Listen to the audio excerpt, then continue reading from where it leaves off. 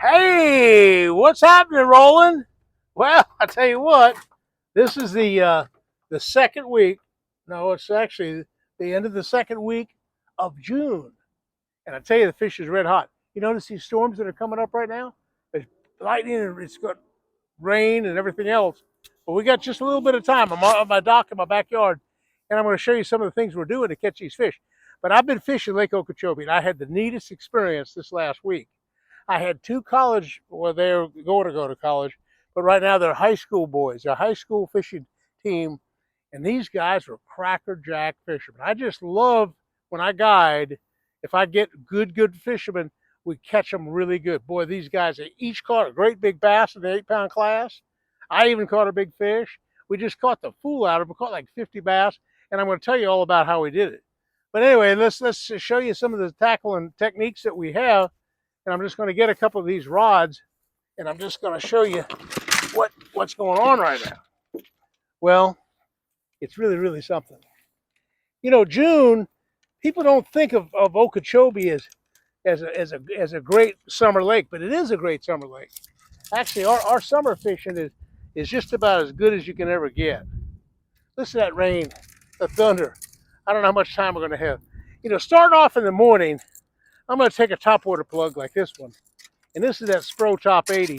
And the other morning, we started throwing this around, and we throw it on. It was actually around some reeds. It was a whole different ball game. This is a little canal, and there's hardly any fish here. I very seldom catch a bass in this place. But anyway, I just let it sit there for a long time and just work and see how slow I'm working it. It kind of walks the dog like a Zara spook. It goes left, it goes right, left, right, left. So it's kind of a really neat plug. Now you can still let it sit there, and you can pop it real hard a couple of times and let it sit there. And a lot of times these big bass. Now we did the other day. We didn't catch any real big ones on this plug, but this is a way we do often catch 4, 5, 6, 8 pound bass on a plug. We don't work it fast. We don't work it fast. Some people just want to go real fast with it, and I don't catch them like that. I catch them on a slow retrieve. Boom, boom, boom. Anyway, that's the first thing I start off with. And the other day, that's what we did. We started off with that. We caught a couple, but that wasn't the big deal. That was just a deal that sometimes really works good though. Okay, top water time. Okay, here's what we went to. After that, we went to the frog. And the frog was, you know, the only difference about these lakes like Headwaters and Okeechobee, there's open water to work a plug like that pop 80. There's open water, but there's also areas of joint grass and hydrilla that's not open, that you're going to get snagged with the thing. So I'm going to use a Spro. This is a 60, a Pop 60 Spro frog. It's a Rojas frog, and you notice I've done that little deal where I bend the hooks out just a little teeny bit. Okay, and black seems to be my favorite color, even though white's better on camera. I probably catch more fish on a black. Okay, now I got it set up in a really heavy way. See, this is 65 pound test braid, a big heavy rod with a great big cushion button on the back. And the cushion's because I don't have quite the upper body strength I used to have, so I kind of cheat a little bit. I throw the frog out there, and I put the thing in my side right here. I can really put the pressure on him now. Again with the frog, I'm fishing it kind of slow and easy. I'm not fishing it real hard. I'll pop it along, and when I get to the edge of the weeds, I come through the hydrilla, I come through the joint grass. When I get to the edge of the weeds, this is either Headwaters or Okeechobee. As soon as it hits that open water, I'll stop it, because it's usually a wall of weeds and open water, and those fish, the bigger fish, sometimes are on the outside edge of the reed patches or the outside wall of hydrilla over at Headwaters. And that's when they kind of rise up. And it's funny because those big fish, they kind of rise up and just kind of suck it down. You know, a lot of people, they write me all the time, and they say, Roland, we just love it when you explain how you catch your fish.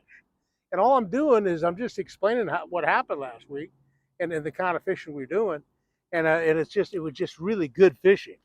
You know, anytime you can go out for a half a day. Now I was taking half day trips out this week. and I only fished till 1 o'clock. And catching 55 bass by 1 o'clock is quite a chore.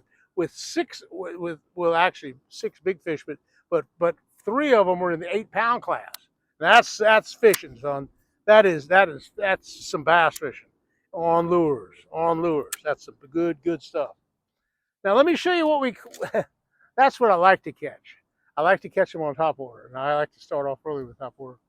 But that's not really how we caught our big fish this week. Our big fish came on 2 different things. On 2 different things. One, we caught them on the speed worm right there, and secondly, we caught them on a regular worm. And this happens to be that salty sink by Fish Lucky. Let me show you first the speed worm. The speed worm is a deal that I throw it back into the heavy brush and heavy cover, and this particular one is set up just right. This happens to be a 5/0 EWG, and that's the superline hook. See, there's a difference between an EWG and a superline hook, because a superline hook has got a thicker metal. It's a much heavier hook. And so when I'm throwing it on 50-pound braids, so I'm throwing this thing here. This is a 50-pound braid. This is one of my favorite rods that I use. It's a little 7-foot reel, and this happens to be a Lew's reel, really high dollar, $400 reel. Anyway, and here's the deal. These kids, I call them kids, they were 17, 18-year-old boys. They're getting ready to go to college. But anyway, they could throw, I think, farther than I could. For the one boy had 12-pound fluorocarbon line. I said, that's a little light. But we didn't fish much of the heavy cover. And he missed a couple in the heavy cover. And I said, you need to go to 50-pound braid. I was throwing 50-pound braid. And at one point, I made a long cast. I threw it all the way across the canal. That's 100, over 100 foot. Threw it all the way across the canal to a bunch of reeds. I just kind of working it slow. I'm just kind of working it. When I first throw the speed worm out, I just kind of jerk it along like this and kind of reel it like this. And after I fish the target, see, the ambush point that I'm throwing to is actually the reeds, and they're hiding in the reeds. Okay, so the first cast I'll make is right to the edge of the weeds or into the weeds just a little ways if it's thin enough, and then I work it out with just little jerky hoppy deals like this. Once I get it out of the weeds about 3 or 4 feet and he hasn't hit it, I'll kind of slow it down right now. Then I'll just kind of reel it slow. And here's the deal about a speed worm. It's a swimming worm, and the tail is constantly swimming. So what I'm doing is and so many of these fish, in fact, that almost 8-pounder I caught the other day, it was after I just had started to reel it. He'd actually followed it out of the weeds. And just as I started to reel it like that, donk, now it went forward, and I tried to set the hook within 3 seconds because this is summertime, and the fish are hungry, and they'll swallow it real quick. So I don't want to gut hook them. Even though I can get it out pretty good with long nose pliers, I just kind of reel it in, and that's a big deal. And look at this worm in the water. I'm just going to show you what it looks like. It's kind of hard to see, but you see it kind of swimming along. Its tail is moving. Doesn't take much to move that tail, just a little teeny bit. And also, I notice I skin hook that thing. So, see, the hook is actually kind of exposed. So when he bites down on it, boy, he's got him. That's got him. See, that's a 5/0 EWG hook, super line. This is 50-pound braid. Okay. Now that was the number one way of catching them. But sometimes after you make a few casts, fish get wise to everything. And so whatever you start with, sometimes they kind of quit biting it. So then what I did, I went to my number one lure, my stick worm that I got from Fish Lucky. It's the new prototype worm that we got. And I'm throwing in on a little bit smaller hook. I got a screw in weight. It's a little 1/16 of an ounce lead weight. In the front, it screws in. This happens to be 50-pound braid again. But I tell you, for open water, these boys showed me something. They were actually catching more fish in open water on 12-pound fluorocarbon than I was on 50-pound braid. So next week when I go over there in a couple of days, I'm going to rig up one rod with 12-pound fluorocarbon just for the open water fish, for the schooling fish. But here's the thing about these schooling fish. They're not all small. We caught 2 of those 8-pound fish in a school out offshore. So what we're doing here is with that fish lucky worm, we're throwing it a long ways. It doesn't go quite as far as a speed worm. It's not quite as heavy, but it goes a long ways on the spinner rod. And again, I fish a worm kind of high. I always keep a rod high because I can feel the strike better. I can feel it. Ooh, listen to that storm. The storm is going to get us.